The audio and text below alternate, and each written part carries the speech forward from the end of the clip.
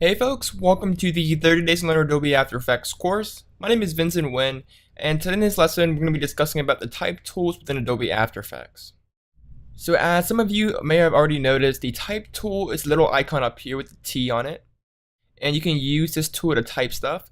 Now if you click and hold on the icon here, you can select either the horizontal type tool, which allows you to type horizontally, or the vertical type tool. But most of the time the horizontal type tool will work best. So I'm going to select it. And then of course you can click onto your composition window here and type in whatever you want. Type some text. And that's a really nice, easy way to create some text. I like to go to layer new text. I find that's a lot easier for me. And I can type whatever I want here. Now, in addition to that, some of the panels that will help you is the characters panel right here. Now, if you don't see the characters panel, go to window and make sure that the characters panel is checked here. You also may want to enable the align panel, which will be very useful for you, as well as the paragraphs panel right here. So I have all three panels selected right here, and I'll just walk you through some of the basic stuff here. So over here in the characters panel, you can change your font here, you can change the font style, the font size, all the tracking, kerning, all that stuff is all right here. And this is just your standard characters panel that you will see a lot in Photoshop, Microsoft Word. You'll see a lot of these. These are very, very common parameters here. It's like some spacing between the top and bottom lines, the tracking here, and the stroke here. But so these are all just some very basic parameters that you'll see in a lot of text editors as well. So nothing too much to explain here. It's all very self-explanatory. And if you hover over the parameter here, you can see what it does here. For example, set the stroke width. Now on the bottom here, if you have the paragraphs panel checked, you also have some basic paragraph options, which is the left align, center align, right align, and justified. You also have some indentions and additional options here. These are very straightforward as well. I don't want to spend too much time talking about them. You also have the align panel, which will easily allow you to center stuff really quickly. So if I go to layer new text and type in our text, we can center it vertically and horizontally very easily.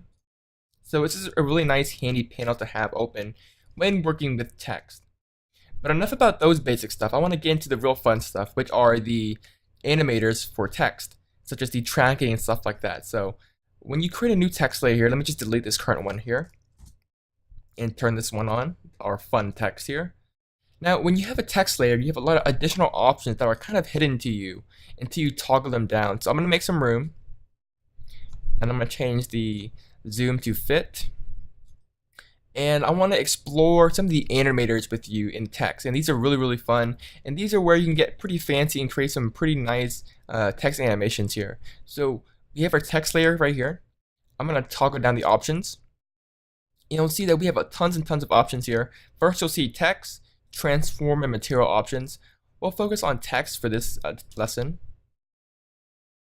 And you have first the source text, which is pretty much whatever the source is in the text right here. In our case, the source text right now is fun text. But let's not focus on that right now. Let's go ahead and focus on the animate button right here. So right here, the play button, you can select a whole bunch of animators here. And think of animators as somewhat as effectors within Cinema 4D. These are pretty much things that you can animate your text with. So aside from position, rotation, opacity, we have additional options that we can animate. For example, we have the character offset here. If we click on it, it's going to create a new animator, which is kind of the first effector. And then we have a range selector, which is it's going to select the range that the animator is going to affect, as well as additional options here. So right here we have the character offset for an example. And if we change it, you can see that it kind of screws up our text here, and it just kind of offsets the characters of our text.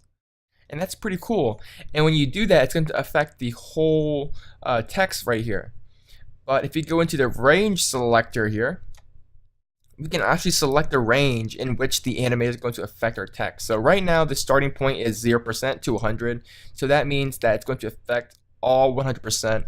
But if we change the start to 50%, and then our end to 100%, that means that the whole animator is only going to affect 50% of our text here. So as you can see, when we change the character offset, it only affects half of the text layer because only the 50% of range is selected here. And of course, you can play around with all this. You can also play around with the offset, which is going to offset the range here. And keep in mind that these are all keyframeable because we have the stopwatch icon here. That means we can actually keyframe and animate all these range selectors. So if you combine all these range selectors, you can create some pretty interesting animations here. Now on the bottom we have the advanced tabs, which will depend on what kind of animator you have. But these are pretty straightforward as well, and I'll let you play around with this. So these text animators are kind of the fun stuff within After Effects, and we're really starting to get into more of the fun stuff rather than the boring concept basic stuff. So I'm gonna try not to bore you anymore with all these basic stuff, but we kind of need to get the basics out of the way first. But we're kind of getting close to the end of all the boring stuff, and we're slowly getting our way into the more fun stuff, such as the text animators. And of course, you have the character alignment right here, which will differ from animator to animator. But again, these are all just straightforward, and these are pretty much options for the animator that we have here. So I'm going to delete this animator, and let's just try something else. Let's go ahead and try the blur animator here. Again, it's going to create a new animator and a new selector, range selector, and then we can play around with the blur. And then of course we can play around with the offset as well. So that's a pretty cool, neat thing to do. But let's go ahead and build something that's actually a little more practical than just messing around with these kind of things. So I'm going to delete this animator, and I'm going to start fresh here. So we just have a plain text here. And let's go ahead and create a basic text animation using just the animators themselves. So I'm going to go to the animate button, and then we can go into the tracking. And again, that's going to create an animator 1, which is the kind of controller, and then we have our tracking amount.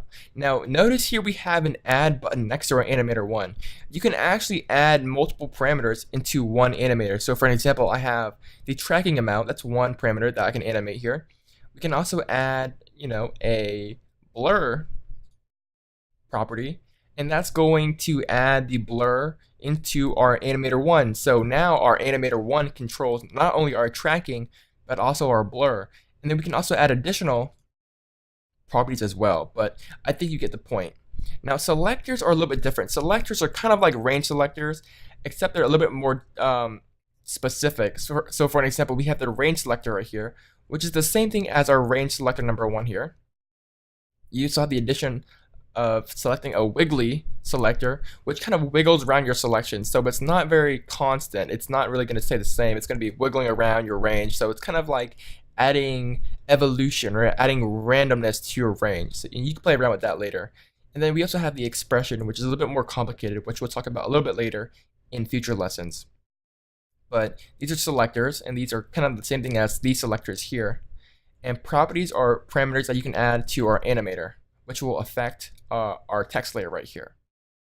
So enough with that. Let's go ahead and delete our blur, and you'll see why in a second. So we have our animator 1, and we have our tracking amount here. So let's hit a keyframe for the tracking amount, and we'll move forward about 4 seconds long, and we'll change the tracking amount to 9. And what the tracking amount does is it changes the tracking in between each individual letter here. So you can see that we have our nice text, and it's just going to spread out over time. And it's just going to give us a fun little nice movement here. We can even double this thing up to maybe 18 or so, just so we have some nice movement for our text. And you always want your text to be moving. You don't want your text to be staying the same, or else it's going to look very, very boring. So that's pretty cool. So now I want to add a blur property to this text. So we can either add it to our animator 1, or we can create a whole new animator. And I'm going to create a whole new animator. So I'm going to go to animate and hit blur. And that's going to create a second animator just for our blur. And you'll see why I did that in a second. So if we increase the blur amount here, you can see that it just blurs out the text. And then we can go into the range selector and offset this. So I'm going to start at the beginning here. I'm going to hit a keyframe stopwatch for the offset. I'll move halfway in, and I'll change the offset from 0% to 100%.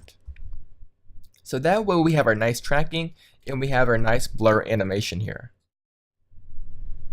I'm just going to hit RAM preview for that. And as you can see, we have this really nice, cool, and smooth animation. So why did I create a brand new animator just for the blur? Well, because if I add the blur onto the animator 1, that means our animator 1 is going to control the blur and the tracking amount.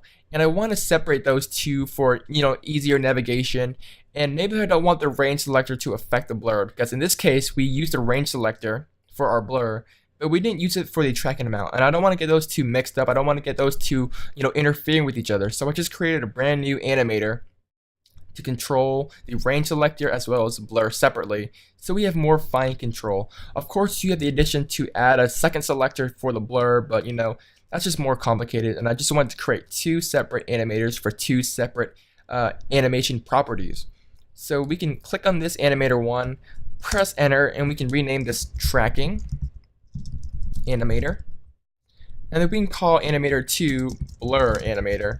And that's just going to give us, more organization for our workflow. And of course, you can ease these keyframes. Right click, go to keyframe assistant, easy ease, or hit F9.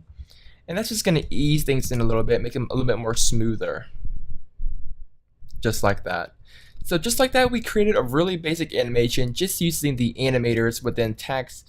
They're a lot of fun to play around with. We can do a lot of things with them. They can be very, very powerful, and you can create some pretty interesting things if you just play around with all these values right here, all these parameters. And this is the part of After Effects where you just really need to experiment, play around, and you can create some pretty cool things. So that's pretty much it for the type tools and animators for the After Effects. In the next lesson, we're going to be talking about masks and shapes, the difference between them, as well as feathering and stuff like that. So definitely look out for that. If you guys have any further questions, don't hesitate to leave me a comment in the forums. I'll get to them as soon as I can. Once again, guys, my name is Vincent Nguyen, and I'll see you guys in the next lesson. Bye, guys.